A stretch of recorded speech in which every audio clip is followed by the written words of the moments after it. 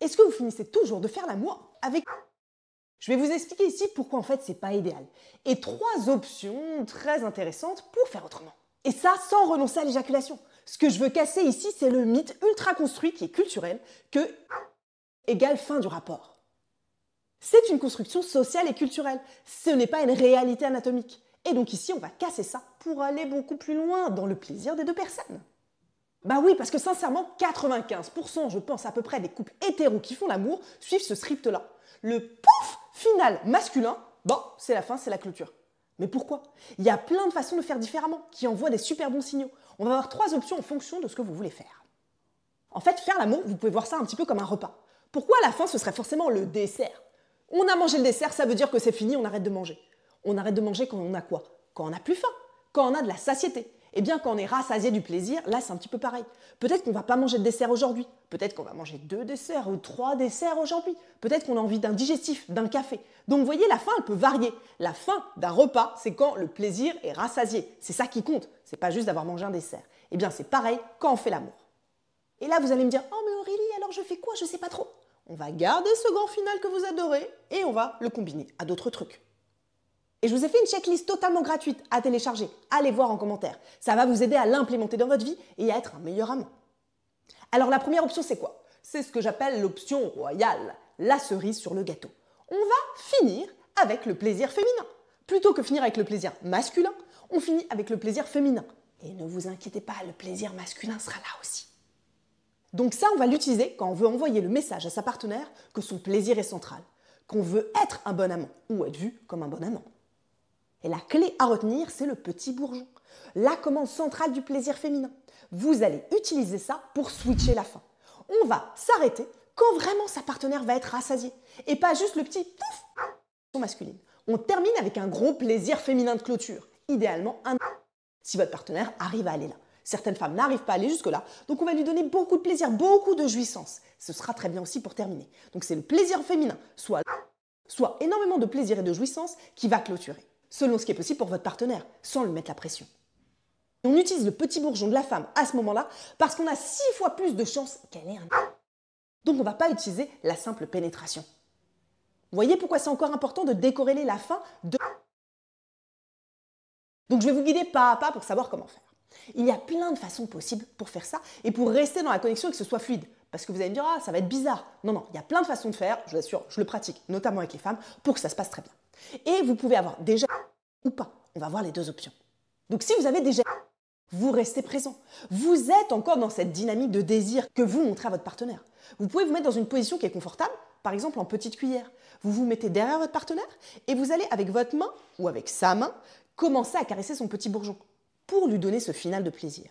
Vous pouvez aussi continuer à bouger avec votre bassin. Vous faites des petits mouvements avec votre bassin contre son bassin à elle, contre ses fesses, et vous touchez en même temps. L'autre option, c'est de rester face à face, un peu en missionnaire. Vous êtes face à face, même si votre banane est maintenant molle, et vous avez votre main, ou elle a sa main, selon ce qui lui donne le plus de plaisir, et elle va se toucher son petit bourgeon. Et vous êtes face à face, vous pouvez continuer vos petits mouvements en même temps. Et la voir entre vos bras, comme si vous continuez de faire l'amour, parce que vous continuez à faire l'amour, même si votre banane est molle. Et là, elle va avoir du plaisir, peut-être même qu'elle va avec votre main, avec la sienne ou avec un jouet. Ce qui est important là pour maximiser son plaisir, c'est de retenir un truc. C'est que la constance et la régularité, à la fin, c'est super important pour une femme. Pour lui permettre d'aller, elle, à son... Plutôt que papillonner. Ouais, je fais un peu des cercles, ouais, je fais ça, je change la pression et tout. Non, non, non. Vous restez constant. Au bout d'un moment, vous êtes bien, vous avez une bonne lancée, soit vous faites des cercles, soit vous faites un va-et-vient, soit vous maintenez en appuyant. Donc vous adaptez la pression, et elle va vous aider, et vous adaptez le mouvement. Mais une fois que vous avez choisi, vous ne papillonnez pas à changer plein de fois. Pour qu'on puisse aller, on a besoin d'une constance vers la fin. Si vous commencez à fatiguer, il y a un moment où vous pouvez changer de main, il n'y a pas de problème, ou changer d'option. Mais quand vous voyez qu'elle est sur sa lancée, vous avez mal au bras. Moi, j'ai mal au bras parfois quand je suis avec ma copine. Je continue, on y est presque. Vous continuez, et vous n'oubliez pas, le plaisir est central. Et ensuite, quand le plaisir féminin est là, on va clôturer ensemble, on va respirer ensemble, on va se regarder et on va rester ensemble. Si jamais vous n'avez pas encore éjaculé, vous pouvez essayer de vous caler, de dire « Ok, en fait, là, je suis concentrée sur son plaisir. » Et attention, il y a beaucoup de femmes qui simulent. Vous pouvez voir mes autres vidéos qui expliquent pour voir si la femme simule ou pas. Mais vous pouvez aussi poser le cadre, lui dire « J'ai pas envie que tu simules, j'ai envie qu'on maximise le plaisir qu'on prend ensemble. » Vous pouvez même lui dire « Si tu n'arrives pas, c'est pas grave. On cherche le plaisir là et à se connecter. » Moi, je le dis à chaque fois que je fais l'amour avec une femme. Je sais qu'il y a beaucoup de femmes qui ont du mal à avoir ce petit final, à avoir cette contraction du corps, surtout quand on ne se connaît pas très bien. Eh bien, je vais le dire, je vais dédramatiser. Donc, n'hésitez pas à le faire, ça évite que la personne simule. Et on peut quand même prendre énormément de plaisir. Et les meufs qui regardent cette vidéo, surtout dites-le, n'hésitez pas, vous n'êtes pas obligé de simuler.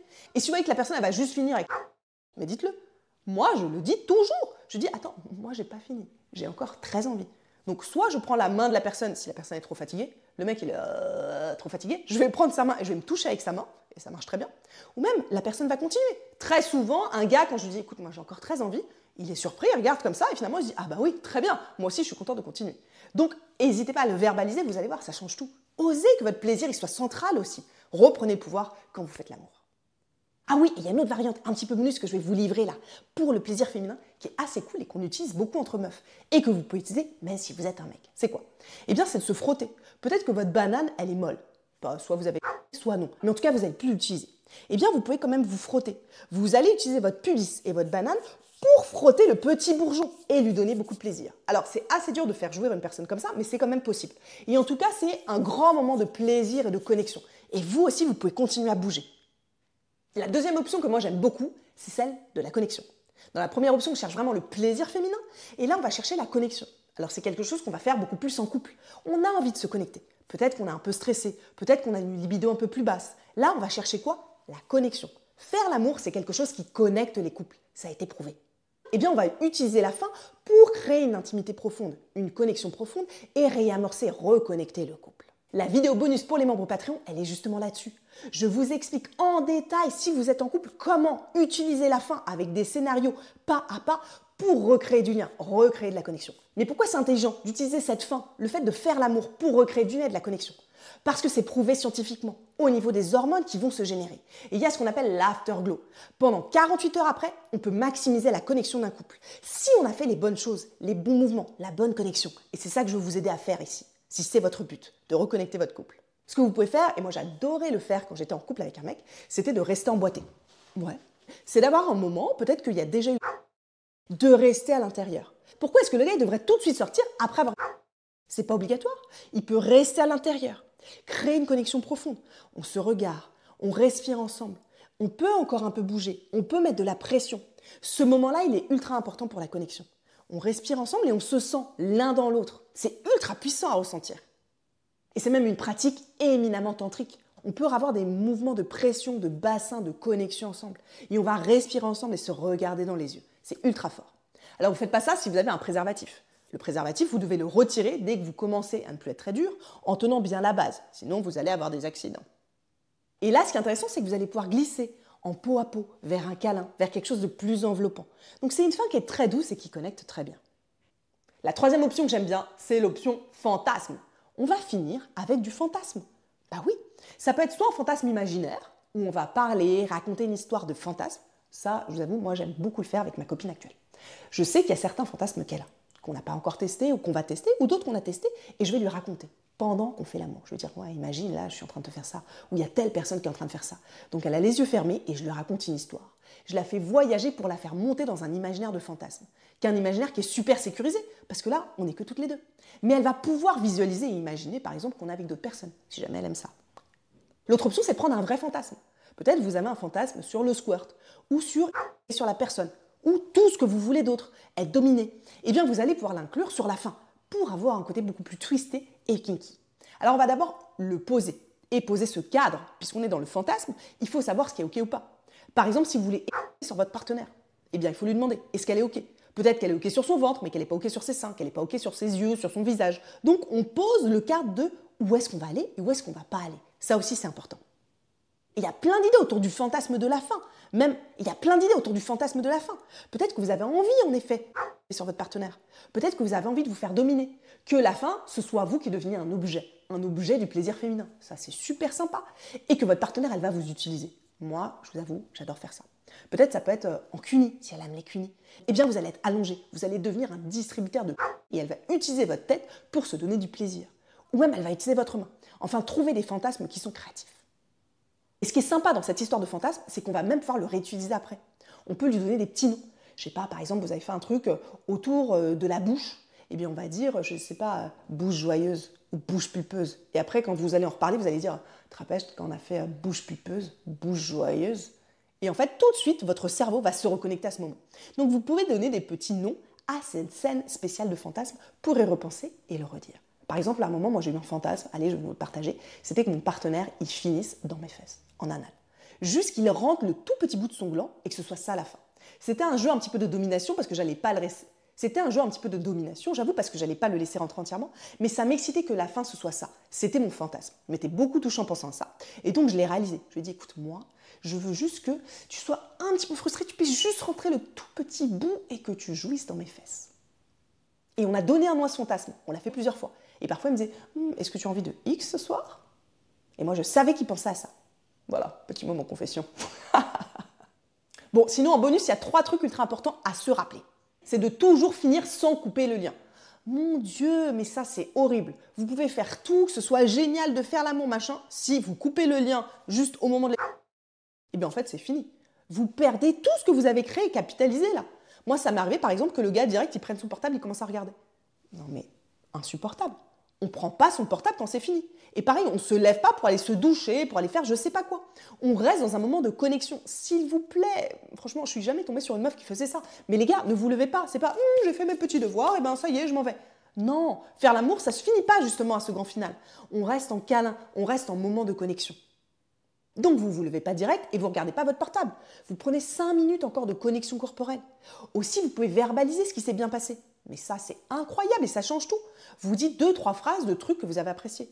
J'ai adoré te sentir quand tu as fait ça. J'ai adoré quand tu t'es tourné, que j'ai vu l'arrêt de tes fesses apparaître. Enfin, vous trouvez 2 phrases de gratitude qui valorisent le moment. C'est incroyable de faire ça et ça change tout. Et même le lendemain, pour continuer à surfer sur les faits. Soit quand vous revoyez la personne, vous lui redites « Oh, j'ai repensé à tel moment-là, mais qu'est-ce que j'ai adoré !»